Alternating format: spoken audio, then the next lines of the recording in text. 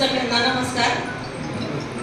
धाराशिव ग्रंथोत्सव 2024 साठी आपण कालपासून सगळेजण उत्साहाने इथे बसलेले आहात आणि आपल्या सगळ्यांकडे बघितल्यानंतर दुपारच्या या वेळेत सुद्धा मला वाटतं आता हळूहळू ही गर्दी कमी होईल काय असं वाटलं होतं, पण अजूनही गर्दी तशीच आहे। म्हणजे तुमचा उत्साह दिसून येतो। तर या कार्यक्रमासाठी खास या कार्यक्रमाचे आयोजन हनुमान ठाकरे सर, त्याचबरोबर ग्रंथालय शास्त्रामध्ये किंवा ग्रंथालयामध्ये जो ग्रंथोत्सवच आहे आपला त्याच्यामध्ये सगळ्यांचे गुरुवर्य असलेले व सूर्यवंशी सर, इतका सुंदर नेटका कार्यक्रम आपण 2 दिवस बघतोय, पण त्याच्यासाठी अथक परिश्रम घ्यावे लागते आणि याच्यासाठी संयोजक कमिटीमध्ये असलेले आदरणीय युवराज पप्पा नळे सर, तुम्ही सगळेच मला परिचित आहात। मला खरं म्हणजे मला प्रश्न असा पडला होता की कथाकथनमध्ये माझ्यासोबत बाल कलाकार आहेत, बाल कथाकार आहेत, पण मी जेव्हा त्यांच्या सगळ्यांच्या कथा ऐकल्या तेव्हा मला असं वाटत होतं की मी आता उठू का बसू असा मला खूप वेळ प्रश्न पडला होता।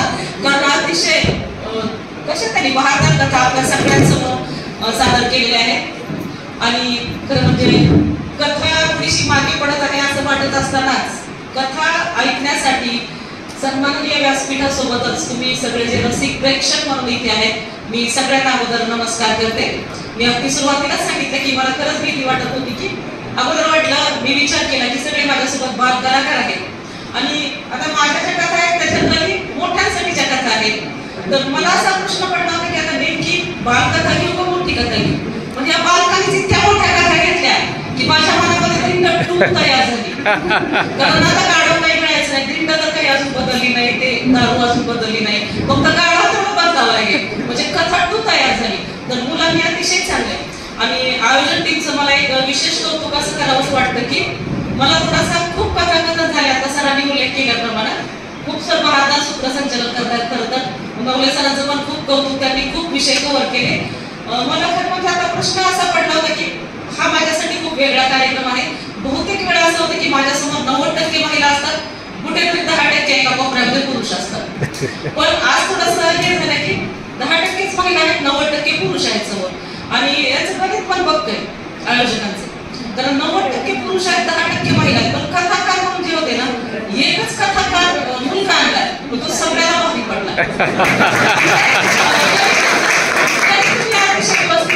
म्हणजे इक्वल टू कुठे काही म्हणण्याचा प्रश्न। आणि मी ताईचं खूप कौतुक करते, मी सुद्धा त्यामध्येच आहे। आवाज काढल्याशिवाय ताई आपलं कुणी ऐकत नाही। पुढच्या वेळेस ग्रंथोत्सव 50% भरला पाहिजे, वाटतं तर तेच मला मदत करेल की 50% आमच्या महिला का आल्या पाहिजे। तर ताई तुम्ही आल्या, आम्ही त्यावेळेस पुढच्या तर खूप छान कथाकथनमध्ये जवळपास 6 कथाकार होते, बालकथाकार होते आणि मी आताच म्हणाल्याप्रमाणे अतिशय सुंदर वसुंधरा गुरव ही जी कधी चिन्हाचिन्हीची जी गोष्ट सांगितली तिला फक्त कसं आहे, आता आपण बदल ऍक्सेप्ट केला पाहिजे, चिन्हाचिन्ही तिथपर्यंतच होती, तर तिने बहादर कथा सादर केली। खूप कौतुक तुझं आणि मला असं वाटतं की ही उद्याची कथा का धाराशिवची आपल्याला साजरा करण्याचा उद्देश इतकाच सफल होतो कारण आपण एक संस्कार करतोय। संस्कार म्हणजे तरी काय, काही कथा ऐकवल्या, काही एक संस्कार त्यांच्यावर आपण करतो, त्याबद्दलही तुमचं कौतुक। त्यानंतर तनुजा मंजुळे, सलाम नमस्ते, तिने सुद्धा मूर्तींची खूप कथा छान सांगितली। सर म्हणाले त्या पद्धतीने कथा सांगण्यामध्ये तरी काय असतं, हुबेहूब कॅरेक्टर एखादं जेव्हा तुमच्या डोळ्यासमोर उभं राहतं। आता दिंड काढताना अनेक जणांना अनेक गोष्टी आठवल्या की बरं झालं बाबा आपली दिंड जरी निघाली असं वाटलं असं, म्हणजे हुबेहूब चित्र आपल्या डोळ्यासमोर उभं राहतं। तर हिनं खूप सुंदर तनुजाने सांगितली। सुषमा मोरे वडगाव सिद्धेश्वरची विद्यार्थिनी बघा, म्हणजे शहरी भाग आणि ग्रामीण भागामध्ये काही फरक राहिलेला नाही, तर खोटे खूप होतो ना आपण, तर तिला थोडीच तोड जशाच तसं ती कथा मला सुद्धा खूप आवडली सुषमा मोरेची। त्याच्यानंतर सृष्टी कोळी, दमा मिराजदार असो, जे कथाकार आहेत ना, आपण कथाकार कविता कथा करत असताना मला स्वतःला सुद्धा आवडणारे काही कथाकार आहेत। बापू काळेंच्या कथा ऐकता ऐकता मला असं वाटलं की आपण सुद्धा कथा सांगाव्यात आणि आज खरं म्हणजे आज 25 मार्च त्यांची पुण्यतिथी आहे, त्यांना सुद्धा योग आहे की त्यांची पुण्यतिथी आहे आणि त्या दिवशीच मी तुमच्या समोर उभी आहे। त्यांच्या प्रतिमेला सुद्धा नतमस्तक मी होते। त्यानंतर सृष्टी कोळी दमा मिराजदारांची कथा सांगितली आणि मला मी या छोट्या मुलांना असं सांगू इच्छिते की कथा म्हणजे काय, आता मी सांगण्याची गरजच नाही, तरी खूप छान कथा आपल्यासमोर सादर केली। फक्त मी आता असं म्हणेन त्यांना की फक्त उघड्या डोळ्याने समाजाकडे बघून त्या कथा तुम्ही सादर केल्या, त्या इतरांच्या कथा सादर केल्या, तर आता तुमच्याकडनं मला इतकंच अपेक्षित आहे की तुम्ही स्वतः कथा लिहा, तुम्ही स्वतः कथा लिहा आणि स्वतः कथाकार बना. सांगण्याची तळतोडी तुमच्याकडे खूप सुंदर आलेली आहे. सृष्टी कोळी दमामी दासनाची कथा सादर केली आणि त्यानंतर अनुज कांबळे, मी आत्ताच बोलले आहे का अनुज? आई वडील आले का अनुजचे? आलेत का? खूप पाठीमागं बसले, कौतुकाला करत पाठी आलेच नाहीत का? अरे तुझे व्हिडिओ साफ होता, सगळीकडे जातो, आई वडिलांपर्यंत पोहोचतो. म्हणजे कौतुक करण्याचा विद्यार्थी त्याच्या शिक्षकांचं आणि पाठांतर करणं खूप. मी सुद्धा कागद कधीतरी समोर होते, पण कौतुक ह्या मुलांनी एकाच्या समोर सुद्धा कागद नव्हता. आणि ठामपणे कथेचं तेच वैशिष्ट्य मला अपेक्षित आहे की कथा सांगताना हे केली पाहिजे. तर तुझा अनुज खूप खूप तुझं कौतुक. त्यानंतर जान्हवी कुलकर्णी, हुशार चेंडू, खूप छान कथा सांगितली तू. बाबासाहेब गावटे सरांची मला ते पुस्तक पण समोर आहे, छान, तिला पण कथा छान सांगितली. एकंदरीत तुमचं खूप कौतुक. उद्याचे धाराशिवचे आपले कथाकार ग्रंथोत्सव मधून आपण देणार आहोत. तर नक्की आता माझ्याकडे अध्यक्षपद आलंय, त्याच्यामुळे मी थोडंसं मुलांची इथं पुस्तक इच्छिते. तर मी अगोदर सांगितलं मी 2 कथा आणल्या होत्या, तर माझ्यासमोर 2 कथा. मला असं वाटतं की हे सगळे बालक आहेत, म्हणजे आपण बालकथा. तर तो विचार कॅन्सल केला मी, कारण मॅक्सिमम तुम्ही माझ्याकडे ज्येष्ठ आहात, श्रेष्ठ आहात. बालकांना काय परत आपण ते बालकच आता मोठ्या मोठ्या कथा सांगायला, मी कशाला छोटी कथा सांगू? सूर्याच्या गरीबाने प्राण्यांची शाळा हे काम घेतली, पण ती नाही सांगत आता त्यांच्यासाठी वेगळी. तर सांगायचं असं की साहित्याचे जे अनेक प्रकार आहेत, आपण कथा, कविता, गझल, अनेक प्रकार. आता सगळे तिथं दर्दी पण आहेत, त्यांना माहिती आहे. पण कथा थोडीशी वेगळी, कथेचे पण अनेक प्रकार आहेत. त्याच्यामध्ये विद्यार्थ्यांसाठी सांगते, कथा दमामी दासनाची मला तर तुम्ही विनोदीची, शंकर पाटील मला तर विनोदीची, पण काही वैज्ञानिक कथा सुद्धा. आता सुनीता विल्यम्सकडे बघून जसं दारू पिणाऱ्यांनी सरांनी छान सांगितलं होतं, तसं एक वैज्ञानिक कथा आपण लिहू शकतो ना, की 9 महिने जेव्हा आपण घरापासून बाहेर असतो, तर तशी वैज्ञानिक कथा लिहू शकतात. कथा म्हणजे तरी नक्की काय असतं? कारण माझी मुलाची मला लहान होती, कारण जर लहान होती, अगदी 4-5 वर्षाची असतात मुलं, काही कुठल्या तरी गोष्टीसाठी खूप रडायला लागतात. इतके रडायला लागले की मी एकच काम करायची, की मी एक गोष्ट सांगायची त्यांना नेहमी, की एक पैसे भरून ट्रक चालला होता, 5-5च्या कॉईनने भरलेला ट्रक होता आणि तो अचानक तिथं ते हे नाही माहितीचं ठिकाण, तो ट्रक तिथे पडला खाली आणि सगळे पैसे विकले. मी पळत पळत गेले, माझ्या हातात पर्स होती. म्हणल्यावर होतो माझा मुलगा डोळे कंप्लीट पुसायचा आणि कंप्लीट डोळे पुसून माझ्या बाजूला तो ऐकायला लागायचा. तर मी त्याच्याकडे लक्ष देत नव्हते, तो रडायला कंप्लीट थांबत होता, माझी गोष्ट ऐकत होता ते. मग हाच प्रयोग मी शेजारची, मग त्या वयाची मुलं रडत असतात त्यांच्यावर पण प्रयोग करायची. मग एके दिवशी हाच प्रयोग केला मी, पुन्हा 5 रुपयाचं कॉईन भरला, ट्रक पडलाय. आता माझ्याकडे 2 पिशव्या घेऊन गेले मी, पर्स भरून सगळे पैसे भरून आले, त्याची चॉकलेट. मुलगा म्हणला, ए मम्मी बस करा आता तुझं खोटं बोलायचं, बस काय म्हणला, पैशाचा ट्रक असतो का ग? सांगायचा उद्देश असा की जसं त्याचं वय वाढलं का त्याला त्या कथेमध्ये इंटरेस्ट झालं. आता थोडंसं कसं राजा राणीच्या कथा, मग एक आवडती एक नावडती, मी त्या सुरू केल्या. जसं मुलांचं वय वाढलं त्या पण कथा गेल्या, बरोबर आहे का? म्हणजे जसं वय वाढलं तशा कथा गेल्या मुलांना, बरोबर आहे का? म्हणजे आपल्या समोर ऐकणारा कोण आहे, आपण कुठली कथा सांगतोय ह्याचा सुद्धा एक कथाकार म्हणून तुम्हाला विचार करावा लागेल. आणि त्यानंतर महत्वाचं म्हणजे कुठलीही जेव्हा कथा सांगतात, कुठलीही कथा सांगत असताना कथेला त्याची सुरुवात कशी करताय, तुमचं प्रेझेंटेशन कथा कशी करताय, त्याच्यानंतर मध्य कसं आहे कथेचा, आणि सगळ्यात महत्वाचं आता सगळ्यांनीच हुबेहूब त्या कथेमधलं पात्र आहे ना, आपण सगळं त्याच्या भान विसरून आपल्याला असं वाटलं पाहिजे की त्या कथेमधली नायिका मीच आहे, माझ्याच बाबतीत ते घडतंय असं काही जेव्हा आपल्याला वाटतं, तर समोरचा सुद्धा देहभान विसरून तो कथा ऐकायला लागतो. तर ती पात्र म्हणजे तुम्हाला आता काही सांगण्याची गरजच नाही, तर तुम्ही हुबेहूब सगळ्यांनीच उभे केलेले आहेत. तर माझा स्वतःचा सुद्धा कथा संग्रह आहे, त्याच्यामध्ये मला अनेक प्रतिक्रिया आल्या की कथा. आणि सगळ्यात महत्वाचं, कथा लिहायची म्हणजे काही अवघड नाही. फक्त आपण काय करतो, उघड्या डोळ्याने समाजाकडे बघत नाही. उघड्या डोळ्याने म्हणजे कसं, उघड्या डोळ्याने आपण समाजाकडे बिलकुल बघत नाही. आपल्याला कसं आहे, आताही मी सांगितलं, चिमणी दारूपट, आपण बिलकुल कोणाच्याही मागणीकडे कशाकडेही आताचा समाज असा बघत नाही. पण जेव्हा तुम्ही उघड्या डोळ्याने बघायला लागता ना, तर आपल्याला पावलावर कथा सापडतात. माझ्या एका कथेचं फक्त कथा मी सांगते, मला कसं सापडलं. फक्त एक कथा, खूप आहे मी बोलत नाही, माझी स्वतःची एक कथा सादर करायची. माझी स्वतःची ताजमहल नावाची एक कथा आहे. ताजमहल नावाची आणि नवा टीव्ही, आता नवा टीव्ही विषयी 2 मिनिटात बोलते. नवा टीव्ही नावाची कथा आहे. जनरली आपण सगळेच आता त्या स्टेजमध्ये आहेत म्हणून मी नवा टीव्ही विषयी बोलते.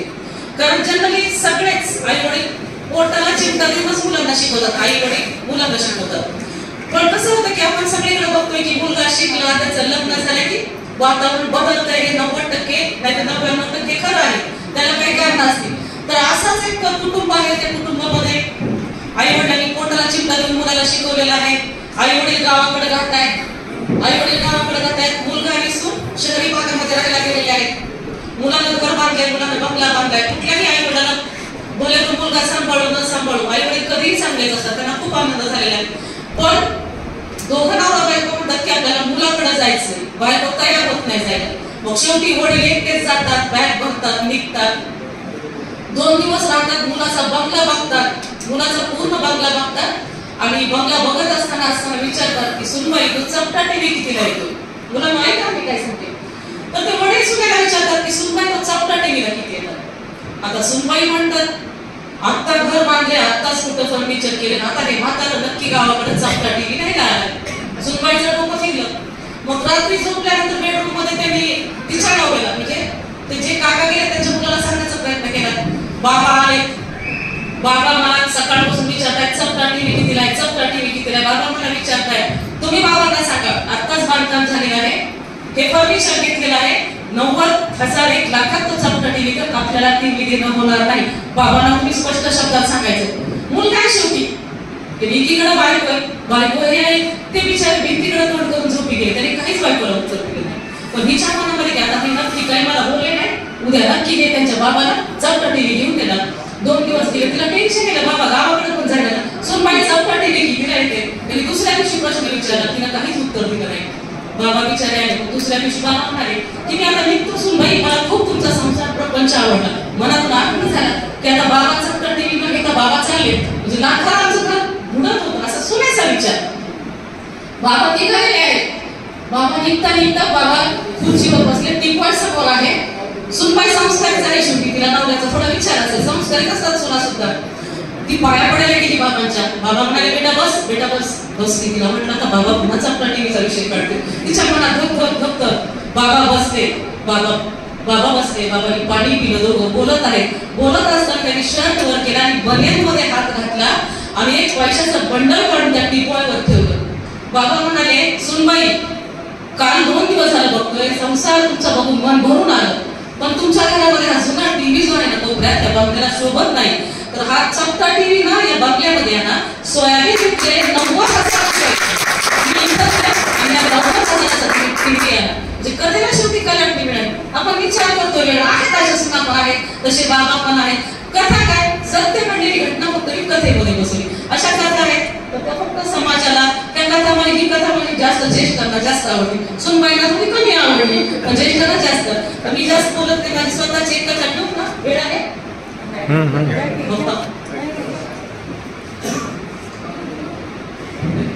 माझ्या कथेचं नाव आहे बस शिवारी लय भारी. आणि कथा पण माझी अशी आहे तुम्हाला वेळ झाला तर घंटी वाजवा आपोआप बस जायचं मी उतरून खाली जाईल. सकाळी चहा करायला होते. आपण सकाळी उठल्या चहा लागतोय. अहो काय बारी चालू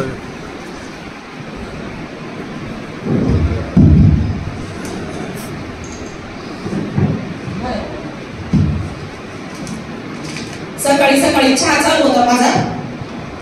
साखर आणली होती मालकाने. साखर आणली होती. साखर भरायची नाही होती. साखरेची पुडी सोडता अहो काय बारी ठेव का पेपर मध्ये काय आलंय बघितलं का तुम्ही. अंबानीच्या बायकोला अंबानीनं भट्टाला इमान भेट दिली. अहो इमान अगं सुशे कुतर नाही आता अंबानीची लाठी बरोबरी झाली कर छान गपचू. ह्या भागाला जरा जास्त माहिती. प्रत्येक वेळा मी म्हणलं अहो मला नुसतं बोलू तरी द्या. मी काय म्हणाले तुम्हाला इमान मला आणा म्हणून. अहो नुसतं बोलू तरी द्या की नुसतं सारखं गप्पस बस म्हणता मला गाडी नका रे. मी इमान कशाला म्हणू बरं. अहो बघा की माय किती दिले माय नुसतं बायकोच्या बड्याला इमान दिलं बघा अंबानीने. अगं सुशे गबस म्हणले ते अंबानी म्हणले अंबानीची कशाला बरोबरी करायला लागली म्हणले. अंबानी आता सुशे गप मी अगदी गप्पस बसले. बाई कसा जन्मच तसा बायाला माहिती का नाही.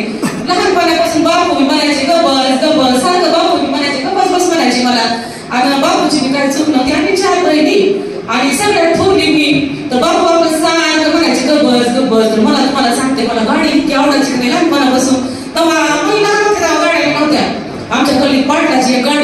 पाटलाची गाडी अशी दारावून चालली का मी पळत पळत जायची अशी बघायची बापू असं मोठे डोळे करायचे म्हणायचे सुशे ए सुशे फिर माघारी माय तेव्हापासून बापूनी मी मला कधी असं दारात येऊ दिलं नाही बापू म्हणायचे गप गप बाप आणि तेव्हापासून गप मग ती सवय झाली मी आपली गप्पच बसली मग मी आपला चहा केला त्यांना चहा दिला भरून मग मालकाने मी चहा घेतला मी म्हणलं हो का मी खरं सांगू का म्हणलं उगा मी म्हणून तुमच्या जवळ मानते म्हणलं माझ्या जागेवर दुसरी कुणी असती तर मागास गेली असती म्हणजे पडून तर म्हणले हे सुशे कोणी काय जात नाही बघ म्हणजे समजावाय अशाच म्हणतात आता म्हणजे तुम्ही केला असता तर आम्हाला चांगल्या तरी मिळाल्या असत्या मी म्हणलं काय माझ्या गाडीवर मी म्हणलं आपल्या गप्पाच बसली म्हणलं मला तेवढं मी म्हणून दिलं पण मला गाडीचा थोडा नाग होता का नाही मग मला लईच राग आला मला सांगते त्यांचा लई राग आला मी म्हणलं एकटा नका अंबानीच्या बर्थडेची विचारचा नाही माझा तर बर्थडे कवा केला नाही कवाच माझा बर्थडे केला नाही कवा येतोय की कवा जातोय की मी सांगायला होते अंबानीचं तर ते त्यांना पटलं नाही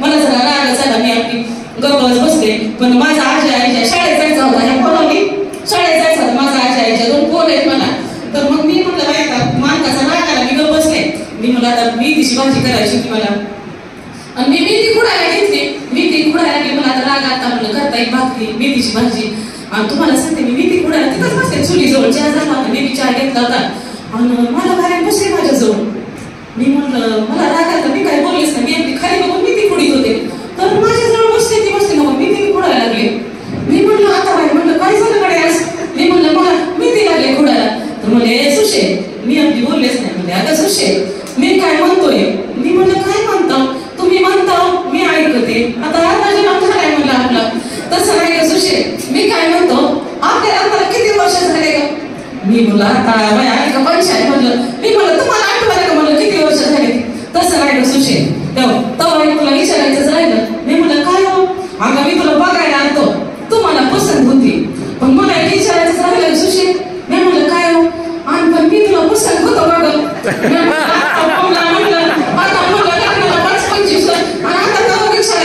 तसं नाही का सुशे जरा मला काय ती लाडी मुळीच नाही मला कळत नाही का बाया माणसाला कळतंय मी म्हणलं काय तरी मनकडं दिसती नाही म्हणलं असं लाडी गोडी बोलायला लागले मी म्हणलं काय हो तर म्हणले तसं नाही का सुशे सकाळी तुझा भाऊ आलता मी म्हणलं हो आता का हो म्हणलं आता तिथं मी गप्पच बसू का म्हणलं राग आता माझा तसं नाही का सुशे मला काय वाटतंय मी म्हणलं मला काय वाटतंय बोला तरी काय वाटतंय तर म्हणले सुशे मी काय म्हणतो दादा कशाला आता मी म्हणलं तुम्हाला माहित नाही का माझ्या एकुलत्या एक भाचीचं लग्न आहे आणि मग सुशांताला सांगायला दादा आता म्हणलं आणि त्याला माहिती म्हणलं एवढ्या 4 बहिणी का पण सुशांत आल्याशिवाय काय त्याचं करमत नाही गल्लीला शोभा सुद्धा येत नाही म्हणलं सुशांत आल्याशिवाय मला सांगायला होता दादा की काय मी कर सुशांत तुझ्या घरातलं पण तू 8 दिवस आधी लग्नाला सांगायला होता पण मी काय म्हणतो सुशे ऐक की मी म्हणलं काय आपण कधी लग्नाला जायचंच नव्हतं मी म्हणलं काय तुमच्या जिबीला हाडबीड हाय का हो आता एक होत आहे माझा भाऊ त्याच्या मुलीच्या लग्नाला जायचं नाही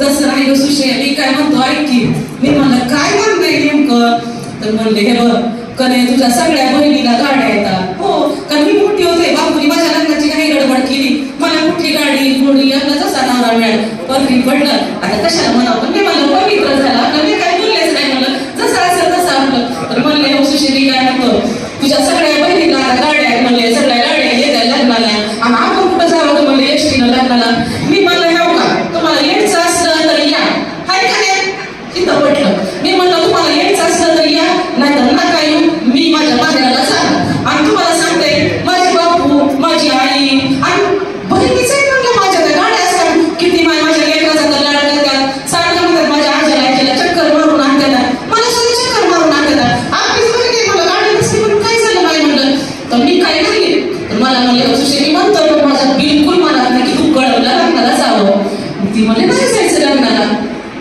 मी मला जायचं ठरलं होतं आणि मग मला सकाळचा राग आला आता डबल राग झाला माझा मला नाहीच राग मग मी कायच केलं नाही बोलले नाही काय नाही दिवसभर मग रात्री काय त्याचं बिताडा तोंड माझं तिकडं तोंड मग रात्रीच मला काय मला लईच राग आता मग रात्रीच मला उठले ए सुशे मी म्हणलं काय आता 12 वाजले तर म्हणले आता सुशे उठकी जरा आता सुशे उठकी जरा मी म्हणलं काय तर म्हणले तसं काय नाही सुशे तू उठ तर खरं मी म्हणलं काय म्हणलं अगं उठ कर सुशे मी मला अजून काय सांगायचं सगळं उठले तर मला काय म्हणले ठेव सुशे मी काय म्हणतो उद्या जायचंय का नाही तुला कळलं मी येतो तुझ्यासोबत मी म्हणले आता म्हणलं मान आला आणि उठा ठेवून बघ तर म्हणले काय म्हणले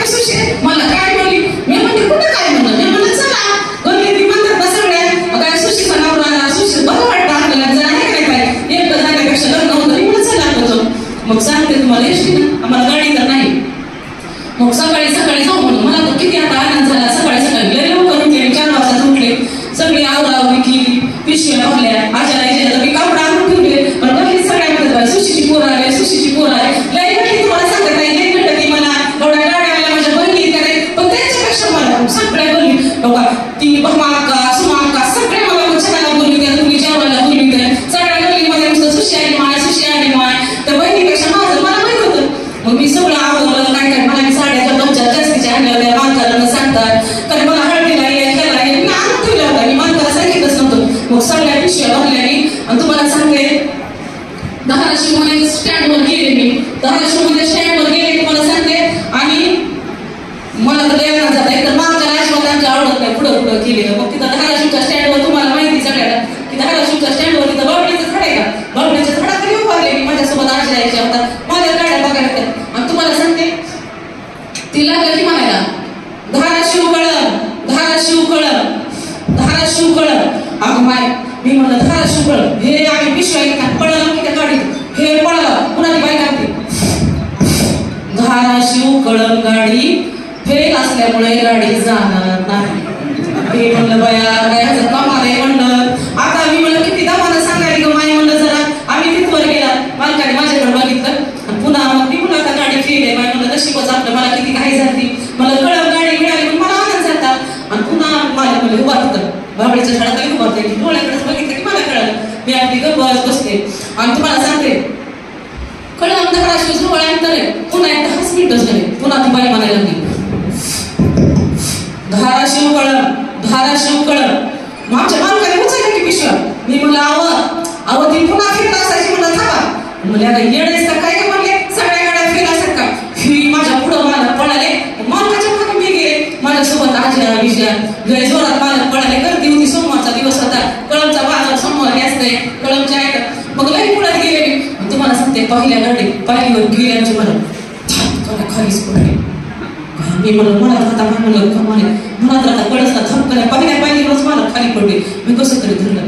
मला म्हणले सुशे सरा मी काय पडतोय का म्हणले.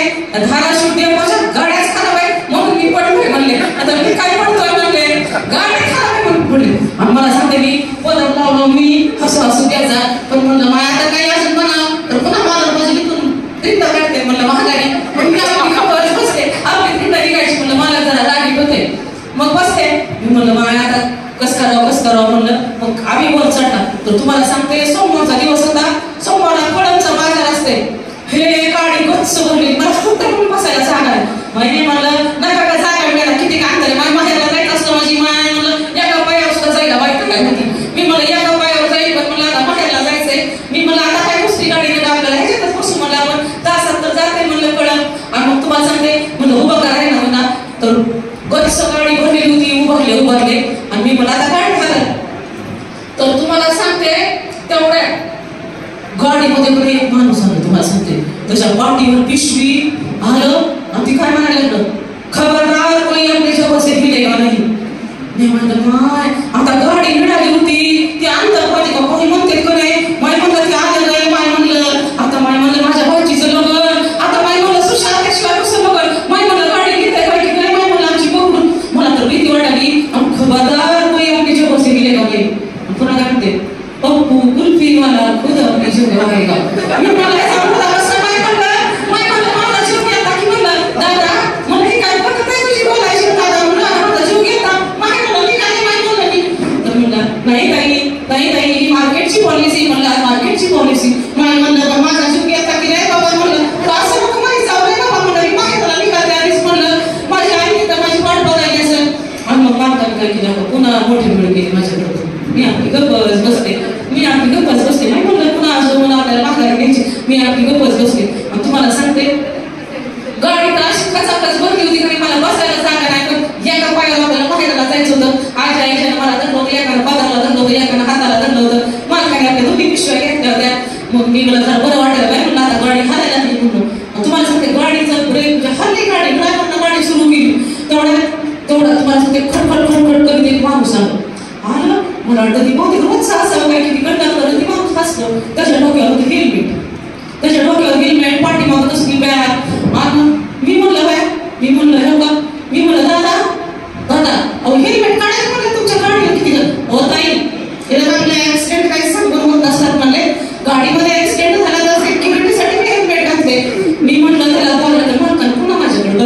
मी आपली गप्पच बसले माहिती पुन्हा खाली डोळे घातले आणि तुम्हाला सांगते गाडी आमच्या धाराशिव बस स्टँड मधून निघाली आणि तिथं ती स्पीड ब्रेकर असते कडे कचून त्यानं ब्रेक दाबायला आणि त्याचं हेल्मेट माझ्या टपुऱ्यावर आता माय म्हणलं तर मला काय म्हणते ती ताई तुम्हाला म्हटलं होतं ना मी हेल्मेट सिक्युरिटीसाठी आहे तुम्ही पण हेल्मेट घाला ताई असं ऍक्सिडेंट होऊ शकतात मी म्हणलं दादा मला पुन्हा माझ्याकडे बघितलं मला सुशे आणि मी गप्पच बसले म्हणलं बाय आपलं गाडी तर निघाली आता पण ती काय हेल्मेटवाला माझ्याकडे बघायला मी त्याच्याकडे बघायला मला वाटायचं त्याचाच हेल्मेट काढून त्याच्या टपुऱ्यात घालावं मला चांगलं हेल्मेट लागलं होतं माय म्हणलं आता उद्या मेकअप करायचा बाकीच्या लागणार आली मी म्हणलं काय झालं की पण मला बघितलं मी गप्पच बसले माय म्हणलं काय का असं ना माय म्हणलं आपल्याला गाडी तर मिळाली म्हणलं गाडी मिळाली म्हणून मला तर आनंद झाला होता म्हणलं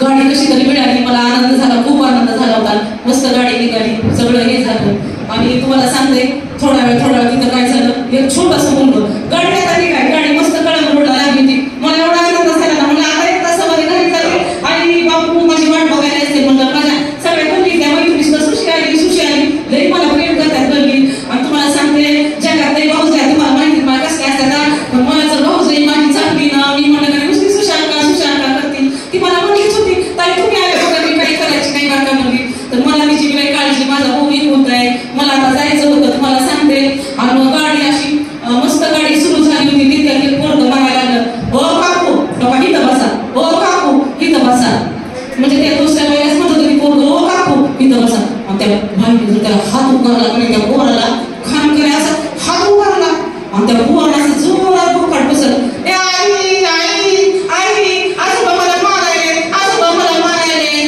ती काकू मला मारायली काही कोणीच कळलं आजोबा मी म्हणाले पोरं काकू मी मला मारायली ती आई तिची उठून मागून आली गडबडीत आली आणि म्हणली काऊ म्हणली माझ्या पोराला का तुम्ही बोलायला लागलात म्हणली तर ती म्हणली ए आई तूच म्हणली होती ना गाडीमध्ये एखादी बाई माणूस असलं की त्याला बसायला जागा द्यायची आई तूच मला शिकविलं होतं मग काकूला मी बस म्हणतोय काकू मला मारायला वाट बसलं होतं आजोबाच्या मांडीवर आणि काय बसलं होतं आजोबाच्या मांडीवर काकूला म्हणते बसत आई तिथं आम्ही म्हणलं माय तर काय पंचायत आई काय माय म्हणलं पुन्हा घरी जाऊ खरा प्रकार कळाला तेव्हा सगळी लोक हसायला लागली पण पुन्हा मानकडे आपलं माझ्याकडे बघितलं म्हणजे सुशे मी आपली गप्पच बसले माय म्हणलं काय का असं ना म्हणलं चला मला पण कसं आता हुंगाम व्हायला डोकीपर्यंत गाडी गेली तुम्हाला सगळ्या गडबडीत डोकीपर्यंत गाडी गेली मला आता हुंगाम व्हायला होता गाडी गच्च भरलेली होती पुन्हा काहीतरी घेतलेल्या पॅसेंजर पण गाडी अशी गच्च भरलेली मला कवा कळत येते पण मला आता बरं वाटायला डोकीपर्यंत गाडी गेली डोकीपासून 15-20 मिनिटात कळत येते म्हणलं बापू वाट बघायला असते आई वाट बघायला असते त्या भागाला काही सुद्धा त्यातलं कळणार नाही तर तुम्हाला माहिती कसं गल्लीत गेल्यावर होते आपल्या माहेरात गेल्यावर कसं होते मी म्हणलं माझ्या 30 मिनिटात मला माहेरात जायचंय बापू आई माझी वाट बघायला असते मला पण हुंगाम व्हायला होता मी अशी घाम सारखी पत्रानं पुसायला होते मला किती गप्पस म्हणे तर प्रेम असताच त्यांचं शेवटी त्यांना वाटायला माझ्या एवढी गाडी भरली पण माझ्या सुशीला बसायला जागा नाही त्यांना वाटायला त्यांना एकदम चौकऱ्यानेच केलं तरी आणि तिथं गेले मला त्यांनी असं फोनेनं दाखवलं तर तिथं गेलं होतं महिलांसाठी राखीव तिथं बसले होते 2-3 पुरुष माणसं बसले होते आणि ती म्हणाले आवाज उठा तुम्ही आम्ही तिथे महिलांसाठी राखीव गेले तुम्ही उठा ना तिथं ती म्हणले हो उठणार नाही म्हणजे माझं हार्टचं ऑपरेशन झालंय म्हणले नाही उठणार म्हणजे मी आधी आलोय म्हणले कुठे नियम आहे म्हणजे आपल्या इथं महाराष्ट्रात नियम असतो काय महिलांसाठी राखीव कुणासाठी काय गरज नाही म्हणले आता तर आता तिकिटामुळे लई उड्या मारायला लागत म्हणले बायका काय तर तिसरंच म्हणलं ती म्हणले उठणार नाही ती म्हणले आमच्या विशेषतः बीपीचा त्रास आहे ती म्हणले बीपी जरा हलका असतो हार्टपेक्षा मला हार्टचा त्रास आहे ते काय उठलं पण आमचे मालक जरा नियम दाखवायले अरे बाबा तुला हार्ट असतो की नाही तर काय असतो लिहिलाय काय बघा पण नाही इथं काय लिहिलंय महिलांसाठी राखी तुला उठावंच लागेल म्हणजे गाडी पोलीस स्टेशनला घेतो उठ ती बी काय ऐकत ती बिली पर मालक बिली पर दोघं बिली पर मी मला आवड किती 15-20 मिनिटात कळलं घेते बाई म्हणलं जाऊ दे बरं नादी लागू नका काही नका तर मी म्हणलं काय त्यांची दोघांची म्हणलं ही काय करत आहे ना ती बी सगळी गाडी आणलं फुकटचा तमाशा बघायला मी म्हणलं दादा राहू दे आमच्या ह्यांना काय वाटलं तुम्ही पुरुषच आणि तर लिहिलंय महिला राखी म्हणून तुम्हाला उठवायला माय तुम्हाला सांगते काय तटकाने उठले रोगाच्या होतं तुम्ही पुरुषच आहे काय की म्हणले माय उठले तटकाने आणि तुम्हाला सांगते म्हणले हो ताई बसा म्हणले माहिती म्हणे शब्दाचाच माझ्या परिणाम झाला त्यांना लागला झाला शब्द आणि तटकाने उठले तुम्हाला सांगते आणि म्हणले ताई तुम्ही बसा मग मला जरा बरं वाटलं तुम्हाला सांगते माय मला थोडी जागा टेकायला मिळाली हुंगाम व्हायला होता मला माय म्हणलं आता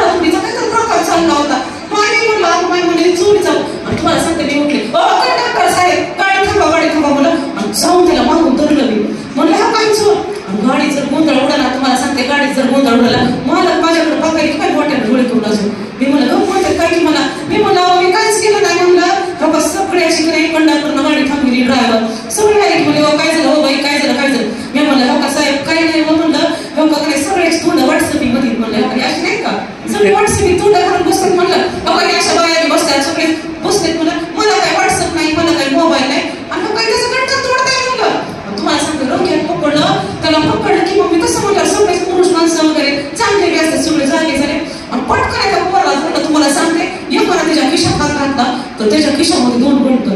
मग आम्ही म्हणलं पकडलं की त्याला आणि डॉक्टर मारायला गाडी आता डायरेक्ट पोलीस स्टेशनला. म्हणजे सगळे शांत बसा. ड्रायव्हरला म्हणे डायरेक्ट गाडी आता पोलीस स्टेशनला. मी म्हणलं मला माझ्या काहीच केलं नाही किंवा म्हणलं मी नाही काय केलं. म्हणलं माझा दिसलं तिने पकडलं. ती म्हणलं सुशेष गप्पा आता. मी म्हणलं अजून गप्पा मी काहीच नाही केलं. गाडी पोलीस स्टेशनला. म्हणलं माय म्हणलं लग्न नाही किंवा माय म्हणलं इथंच होतो. म्हणलं काय मी टमटम मिळत मी जाते माय म्हणलं. पण मला म्हणलं डॉक्टर साहेब मला बाकीचं लग्न नाही माय म्हणलं मला तेवढं होतो आणि कस म्हणले ताई तुम्ही पकडलाय ना चोर तुम्ही बसा. मी म्हणलं मी खरंच काय केलं नाही डॉक्टर साहेब म्हणलं मला दिसलं म्हणून मी पकडलं. ताई म्हणले तुम्ही शांत बसा. मला मी म्हणले सुशेष गप जा. आणि मी म्हणलं अजून गप आलंच. तुम्हाला सांगते फक्त 10 मिनिटात आता कळत होतं किंवा मायनी म्हणलं मला तर काय पुन्हा तर मग नव्हता तेवढा खाली यायला. मी म्हणले तर माझी काही चुकी नाही.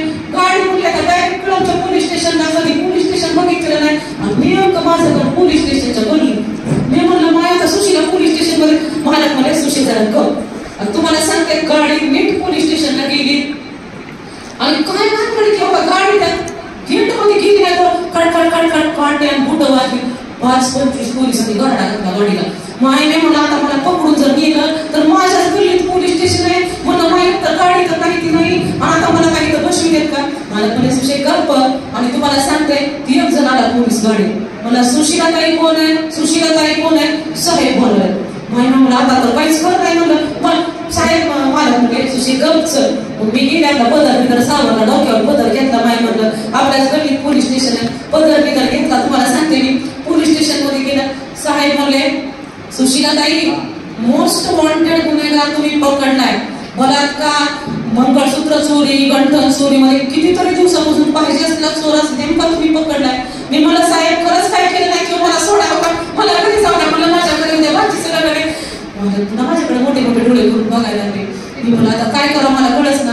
तर म्हणले त्यांनी काय केलं बा एक जण म्हणले चहा पाणी सुशीला ताईचा जर थाट तिथं मला काही कळायचं नाही गेलं. माहिती म्हणलं आणि त्यांनी शाळा घातली मला. तर म्हणले ते साहेब त्याचे मोठे साहेब म्हणले सुशीला ताई 15 ऑगस्ट 26 जानेवारीला आमचे कार्यक्रम होता त्याच्यामध्ये तुमचा सत्कार होईल. पण आज सगळे शाल सिंपल थोडंसं मला बक्षीस द्या म्हणले. त्यांनी दिला माझ्या पाठीवर शाल टाकली मला बुके दिला आणि झाला कार्यक्रम. थोडासा तिथं चहा पाणी केलं आणि बाहेर आले. माय म्हणलं आता जाऊ द्या. माय मला त्या शाळेचं बी पडलं नव्हतं त्या बुकेचं बी मला कधी आता माझ्या घरी जायचं झालं होतं. कधी लग्न मंडपात जायचं आता माझा भाऊ भाऊजी माझी वाट बघायला होती. मला गडबडसाठी मला ती शाल नको बुके नको काय नको होतं. तुम्हाला सांगते अशी मी बाहेर गेले तर सगळी गर्दी. आता माय म्हणलं 5-25 गाड्या आल्या होत्या. मला काही गोळच पडत नाही गेला. तर माझा आजन विजन होते ए आया मला ती मगाच मम्मी तुझं व्हॉट्सअपवर केली म्हणलं बातमी सगळ्या गावात आणि बघ म्हणल्या मला ती पाटलाची गाडी म्हणलं का नाही गल्ली तुमची आमच्या पाटलाची गाडी. मग मला ती पाटील बॅगेत माय म्हणलं गाडी घेऊन मला गोळच पडला. सगळ्या गाड्या माझ्या 3 बहिणीच्या गाड्या सगळी रामच्या रात लागली आणि मला सगळे म्हणाले सुशाताई तुम्ही आमच्या गाडीत चला. सुशाताई तुम्ही आमच्या गाडीत चला. तर मी मालकाकडे बघायला मला एका गाडीसाठी नको म्हणाले होते आणि 25 गाड्या मला म्हणतात सुशाताई तुम्ही आमच्या गाडीत चला तुम्ही. मी म्हणलं नको. साहेब काय म्हणते सुशीला ताईला पुन्हा तुमच्या गाडीत नाही पण आज आमची गाडी सोडायला. मायने मला साहेब नका किंवा म्हणलं तुमची पोलीस स्टेशनची गाडी आगा म्हणले सुशे बस म्हणले तुझा सन्मान करायला पोलीस स्टेशन काय होतं. मग बसले तुम्हाला सांगते गाडीत गेले आणि दुसऱ्या दिवशी 2 दिवसांनी लावलं होतं बाकीचं सगळ्या मंडपामध्ये त्या बहिणी सगळ्या मोठ्या भारी गाडीवर त्यांना कोणी विचार नाही गेलं. सुशाताई कसा पकडला चोर सुशाताई तुमचा पेपरला फोटो आलाय सुशाताई. मी म्हणलं मालकाला म्हणलं तुम्हाला एक गाडी नाही मग तुम्ही मला कळवला नको म्हणत होता किंवा बघितलं काही प्रेम म्हणलं. आणि आम्ही एसटी महामंडळाची बघा म्हणलं गाडी किती त्याच्यामध्ये छान असते. आणि तुम्हाला सांगते मला गाडी जरी नसती ना तर ती एसटी महामंडळाची जी बस होती ना ती बस शिवाय लई भारी बस शिवाय.